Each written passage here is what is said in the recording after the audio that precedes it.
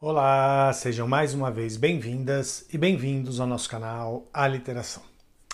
No vídeo de hoje, gente, eu quero fazer uma homenagem a duas pessoas importantíssimas que se foram essa semana. O Rolando Boldrin, né, o apresentador, cantor, enfim, ator, Rolando Boldrin, e a cantora Gal Costa. Eu vou falar menos do Rolando Boldrin do que da Gal Costa, porque eu era mais... Eu curtia mais, enfim, eu ouvia mais, eu tenho mais experiências com a Gal Costa do que com o Rolando Boldrin. Mas isso não significa que eu estou diminuindo a importância dele, tá? O que eu tenho, na verdade, o que eu quero fazer de homenagem, eu acho que a homenagem que eu posso fazer a essas duas pessoas é falar das minhas experiências afetivas com elas, né? Com elas no sentido público, né? Eu nunca me aproximei pessoalmente de nenhum dos dois. Mas enfim, o Rolando Boldrin é aquela coisa, né? Eu lembro do Som Brasil, enfim, que era um programa que de vez em quando eu assistia, mas a música, né? A música de abertura do Som Brasil é que a viola fala alto no meu peito manso. Quer dizer, essa música ficou icônica, né? E o Rolando Boldrin, ele trazia uma simplicidade na fala, mas uma simplicidade muito profunda, né? Eu acho que ele valorizou como poucas pessoas essa cultura caipira raiz do nosso país, né, que é tão linda, que é tão...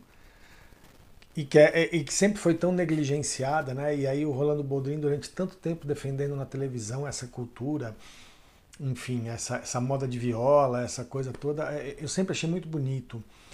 E eu lembro que nos últimos tempos, né, eu costumo chegar em casa do trabalho por volta de 11h30 da noite, enfim, essa coisa assim. E de segunda-feira eu pegava o finalzinho, dependendo de quem ia ser entrevistado no Roda Viva, eu pegava o finalzinho do Roda Viva, né? Então, eu queria, nessa época da eleição, o Fernando Haddad foi pro Roda Viva, não sei o que e tal. E aí eu assisti o final do Roda Viva e logo em seguida começava o Senhor Brasil, que é o programa que ele apresentava na Cultura, que é, vamos dizer assim, a versão da Cultura do Som Brasil, que era na Globo, mas ele apresentava na Cultura o Senhor Brasil. E aí eu, nos últimos tempos, estava ouvindo mais, né? O Rolando Boldrin, nesse comecinho de programa, nesse comecinho de Senhor Brasil, porque é aquela coisa de estar se preparando para dormir e tal, e aí eu ficava ouvindo. Então, assim, era muito bonito, né? O que o Rolando Boldrin fazia, como ele defendeu a cultura caipira, a cultura de moda de viola, como poucos no Brasil, né? Agora, uma das coisas mais bonitas que eu já vi na minha vida foi o Rolando Boldrin, num dos programas do Senhor Brasil, recitando uma poesia em homenagem ao Suassuna, quando ele faleceu, né, ao Ariano Suassuna, que é A Chegada do Suassuna no Céu.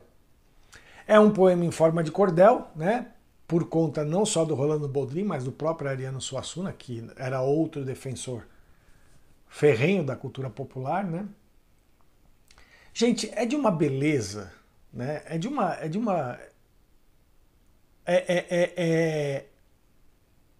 A simplicidade do belo ou a beleza do simples. É de uma beleza tão imensurável o Rolando Boldrin declamando, recitando essa poesia em homenagem ao Suassuna, né? Com a chegada do Suassuna no céu. É uma poesia extremamente engraçada, bem-humorada, muito bonita, muito bonita. E que ele acaba fazendo uma homenagem ao Suassuna, mas acaba fazendo uma homenagem a inúmeras pessoas ligadas à cultura popular que já morreram, que já se foram, né? Então, assim, é muito bonito. O trabalho que o Rolando Boldrin fez na vida dele foi muito bonito. Então vai aqui minha sincera homenagem a esse ícone da cultura popular brasileira que foi Rolando Boldrin. E agora vamos falar da Gal, né? Gal Costa. Que dizer de Gal Costa, né? A Gal Costa eu aprendi a ouvir de criança, né? E é engraçado, né? Porque quando eu estava pensando em fazer esse vídeo nesses últimos dias aí, né? Eu ficava lembrando das músicas, né? E aí no dia a dia da vida a gente vai escutando rádio no carro, enfim, essas coisas todas. E aí tocava uma música da Gal Costa, eu falava, nossa, essa música também. Aí tocava outra música, eu falava, nossa, essa música também, nossa, essa música também. Então assim, são tantas canções que ficaram marcadas na voz da Gal Costa, né, que se tornaram ícones do cancioneiro brasileiro na voz da Gal Costa, né? O Chico Buarque falou, né, que certa vez que a Gal Costa pegava as músicas dele e melhorava, né? Que a voz da Gal Costa melhorava as músicas dele, né? O Nando Reis falou, inclusive, que fez uma música para Gal Costa agora, né? Com a morte da Gal Costa, ele fez um depoimento falando que fez uma música para Gal Costa que representava o que era a Gal Costa para ele, né? Que era a mãe de todas as vozes. E aí eu fiquei pensando nisso, fiquei pensando na minha experiência afetiva com a Gal Costa, né? E aí eu lembro, por exemplo, né? Minha mãe nasceu no Recife, né? E a família da minha mãe toda era do Recife. E eu nunca fui dançarino de frevo, tá, gente? Eu nunca dancei frevo, mas quando eu era pequeno, quando eu era jovem, eu brincava de fazer os passos de frevo, né? Aquela coisa de abaixar e levantar a perna, né? Essas coisas, tal, eu fazia. E eu me lembro que uma música que me entusiasmava muito a dançar esse frevo, né? Que eu volto a dizer, não dançava frevo de coisa nenhuma, eu brincava de dançar frevo, né? Mas uma música que me entusiasmava, me empolgava muito a essa brincadeira de dançar frevo era a Festa do Interior, né? Então, quando tocava a Festa do Interior, nossa, eu ficava empolgadíssimo e pulava e fazia o negocinho lá imitando os passos do frevo, né? Então isso é uma memória afetiva muito, muito forte que eu tenho. Mas aí eu comecei a pensar em em todas as canções que ficaram marcadas na voz da Gal Costa. E aí a gente pensa, né, que a Gal Costa cantou, por exemplo, um frevo como Festa do Interior, Aquarela do Brasil, né, uma das gravações mais icônicas que a gente tem, né, na voz da Gal Costa. Chuva de Prata, Vaca Profana, enfim, a gravação que ela fez de Vapor Barato é uma das coisas mais maravilhosas que tem, né? Força Estranha, pô, ela cantando Força Estranha é uma coisa muito, né, muito, sei lá, indescritível. E aí a gente começa a analisar isso. Todas essas canções fizeram parte da minha vida, né? Assim, a gente vai ouvindo, vai ouvindo, vai ouvindo. E não são só canções, né? São coisas que mexem. Eu sou uma pessoa que eu tenho uma relação com a música muito, muito orgânica, né? Eu fico com o coração disparado. Algumas canções mexem comigo de maneira física mesmo, orgânica, né? O meu coração dispara, minha mão sua, essas coisas, enfim. E essas canções todas, né, que eu citei aqui, entre outras da Gal Costa, faziam isso comigo, né? Mas aí analisando um pouco isso tudo, né? Só essas canções que eu citei, fora as inúmeras, né? A gente vê que a Gal Costa, ela tinha uma versatilidade, porque ela cantava todos esses estilos, frevo, balada romântica, música de protesto, enfim. Aliás, eu não vou nem falar dessa coisa de música de protesto, porque assim, os posicionamentos políticos da Gal Costa sempre foram muito coerentes. Ela sempre foi uma pessoa muito discreta, né? Mas ao mesmo tempo contundente nos seus posicionamentos políticos. Mas assim, eu quero falar dessa versatilidade, e não é uma versatilidade comum, né? Porque a cada tipo de canção, então se você ouve Festa do Interior, por exemplo, a voz dela abraça esse frevo, né? A voz dela abraça esse frevo de tal maneira que a gente não imagina esta música sendo cantada por outra pessoa. Chuva de Prata, baladinha romântica. Vaca Profana, que é uma coisa, né? Pá, aquela pauleira. Vapor Barato, que é uma música extremamente angustiante, né? E tal. Enfim, E cada canção, né, que ela canta, a voz dela abraça a canção de tal maneira que a gente não consegue imaginar a canção sendo cantada de outra forma por outra voz. É como se a voz dela tivesse essa capacidade de se metamorfosear a cada canção, de modo que a canção e a voz se tornassem uma coisa orgânica, única, né? Então essa era a capacidade que a Gal Costa tinha ao emprestar sua voz. Eu acho que mais do que emprestar a sua voz, ao fundir a sua voz às canções que ela gravava. Era uma voz indescritível, né? Era uma voz fantástica, era uma voz maravilhosa. E eu me lembro, né, em 93, 94, quando ela fez o show O Sorriso do Gato da Alice, né? Show. Eu lembro que na época eu era muito fã do Gerald Thomas, né? Eu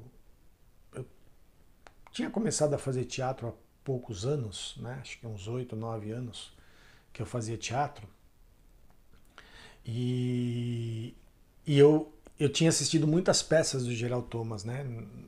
Anteriormente, né? Final da década de 80, começo da década de 90, eu tinha assistido muitas peças do Gerald Thomas e eu achava o Gerald Thomas um gênio, né? Depois, quando a gente vai amadurecendo, estudando mais teatro, enfim, entendendo mais das coisas, a gente começa a ter um olhar, eu comecei a ter um olhar um pouco mais crítico ao Gerald Thomas, sem negar as coisas maravilhosas que ele fez espetáculos fantásticos, mas conseguindo ter um olhar um pouco mais crítico, né, a ele.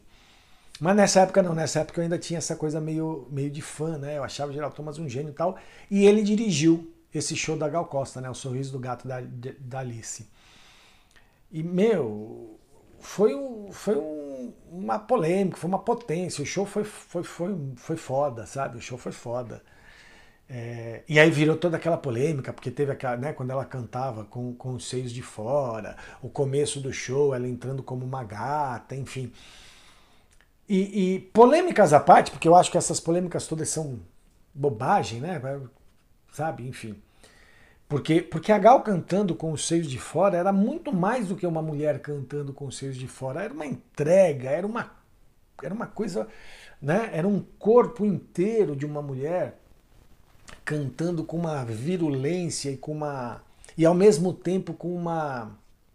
É engraçado isso, né? Porque era uma virulência na canção, mas ao mesmo tempo era uma suavidade que só a voz da Gal Costa tinha, né?